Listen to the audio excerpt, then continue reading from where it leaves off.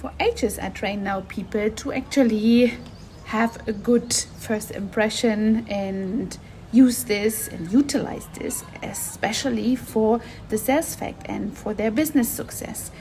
And a lot of people are really underestimating also the first impression of your voice, especially on the phone. Is this the first and only thing that you have as a first impression?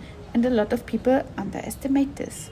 I did so too, because 2019 I was going to a very well-renowned US school, an artist school, where Marilyn Monroe, Jack Nicholson, and all these important people or well-known artists actually trained.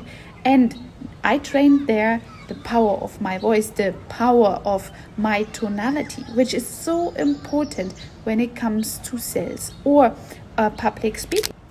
As a matter of fact, this is such an important thing that I brought it to even my very, very affordable online live training, the Money Making Front Desk. But then throughout all my training courses, I teach how to utilize your voice in order to have a better sell process or to have a better message brought through your clients. Now, I spent a lot of money for it, but you can have it for a very affordable small amount.